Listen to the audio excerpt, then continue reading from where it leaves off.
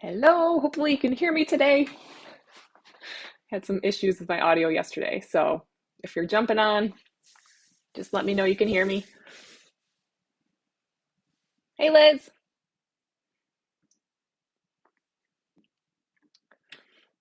happy Monday.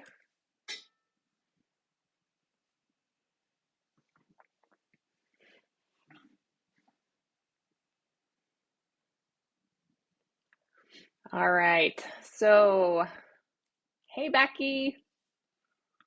Yay, Liz says she can hear me. Sweet, it's always a good thing.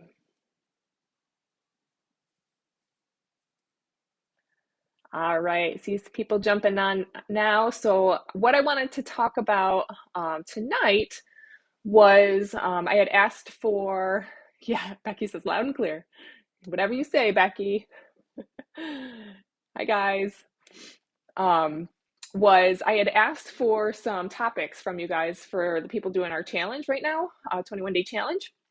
And a lot of you had commented on macros, what that looks like as far as tracking your macros, and this whole idea around macros. So I did a video a few weeks ago on macros. If you go to the guides section here in this page, there's a list of topics all included under that section. So there is a video I did on macronutrients, or macros 101, I think it's called. So feel free to watch that. But tonight I kind of wanted to go over the big picture because macros is kind of where we narrow down the whole calorie picture, and we start to get a little more granular with how we figure out where your calories are coming from or should be coming from. So the big picture, and this is what I did for this challenge specifically, was to give you a target to work on for the 3 weeks. Very general target. And this is actually the calculator that I gave you for the challenge would automatically put you into a calorie deficit, or a cut, it's called. Um, and so I wanted to talk about the full big picture with that cut. It's only one part of our phase or our cycle that we should be paying attention to. So a lot of times I think that the mainstream fitness information out there tends to dive straight to a calorie deficit, straight to a calorie cut, straight to a restrictive diet, which ultimately is a calorie cut. So when we eliminate carbs, or we eliminate fats, or we eliminate whatever the restriction diet is, that's ultimately just cutting calories. So of course that works. It helps you lose weight when you cut calories.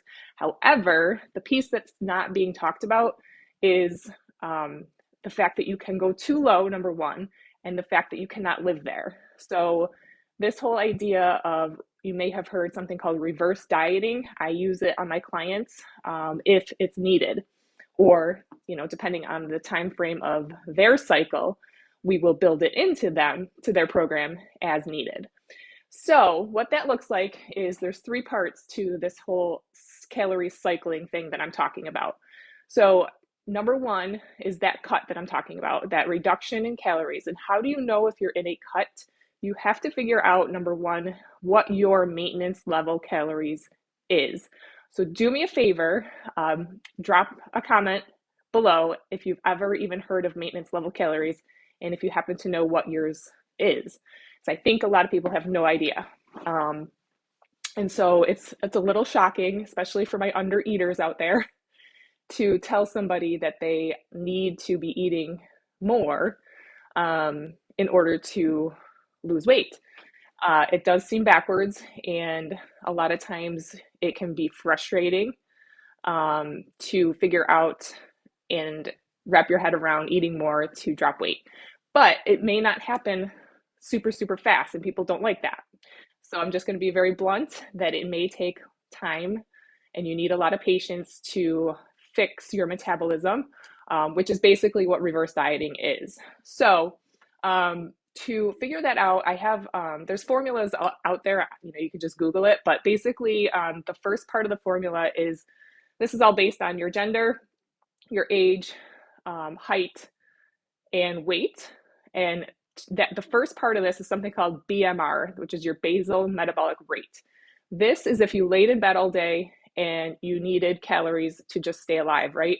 You need calories to blink. You need calories to digest your food. You need calories to pump blood through your body, things that you don't think about.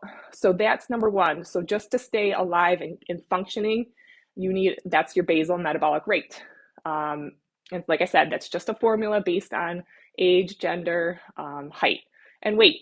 Now you factor in one more number into there, which is your activity level. And that's where individuality and things like that come into place, because not every day is the same. Some days we work out, some days we walk more, some days we have a lot more around the house that we do. But that number plays a role into your daily expenditure as well. So obviously you're doing all these things to burn calories just at rest, but now you add in activity and you need more food to sustain and get your body to what's called homeostasis. So maintenance level calories is what your body needs to reach homeostasis, where everything is functioning properly. You've got your metabolism in a great position to then go into another phase. And now I get the question all the time of, let's say a client comes to me, they've been under eating for a very long time. I tell them, I'm sorry to tell you this, but we're going to do a reverse diet with you. And the question I always get is, how long is that reverse diet going to last? And that's very different for every single individual out there, because of different factors such as your stress levels, how much you're sleeping, different times of your life. If you're dealing with a very stressful situation, I would not recommend going into a cut. Just anything that's stressful on the body. If you do really, really intense workouts, I would say actually we probably don't want to do a cut. We might want to back down a little bit on some of those intense workouts and just do less intense. So different things are going to depend on these phases, and that's something that I do as a coach to help you through and decide when we're ready for different phases. So again, these three phases, we have our maintenance level calories that we need just to maintain homeostasis in the body, where your body is happy. Ultimately, that's the goal out of all of this phase, is that you just live in maintenance.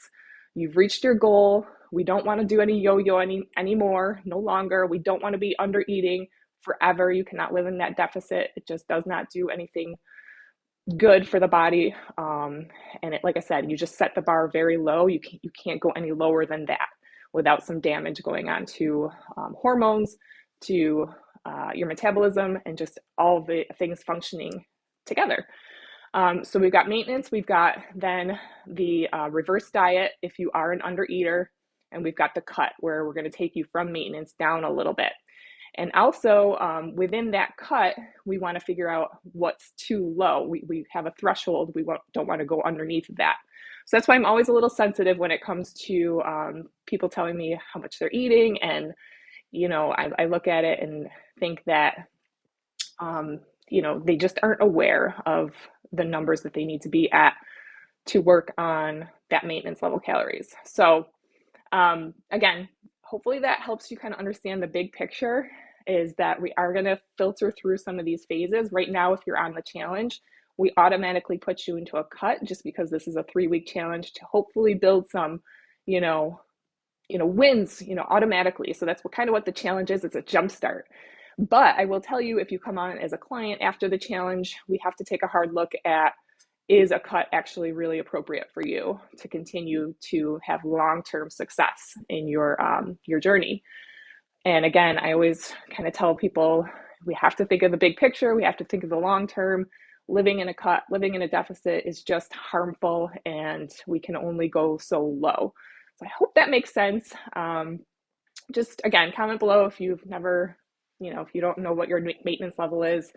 I'd love to reach out and help you, just to give you kind of that big picture. And just a reminder again, if you had any questions on some of the past topics, some of the ones you guys suggested, I've already kind of touched on some of my past videos, so I didn't want to kind of repeat myself when it's already out there. So feel free to go to the guides section here on this page, and then you can search up all of the topics that I've already spoken about. So hope that helps. I'm always interested to hear more. You can see all the topics I've already talked about. I'm sure there's tons more out there that people are working on, but hopefully this calorie cycling thing is making sense and sinking in. Um, and trying to think if I had anything else for you guys. I think that's it. Cycling means going through the phases. Yes, Liz. Yep. So phases, cycling, it's kind of all, similar, and kind of working on individually with people with the phases and when it's the appropriate time for a cut versus reverse diet and that kind of thing. So reach out if you have any questions on that maintenance level calories, and I'd love to help you out. And my challengers, keep going. This is week 2, and we've got one more week after this. Next week, we're going to talk a lot more about mindset and self-care and being very mindful. I have a friend who's going to talk to you guys next week on the live about some tactics for being mindful, especially when it comes to eating, and really appreciating where you are in your journey and just being mindful. So have a great night, and I will talk to you guys soon.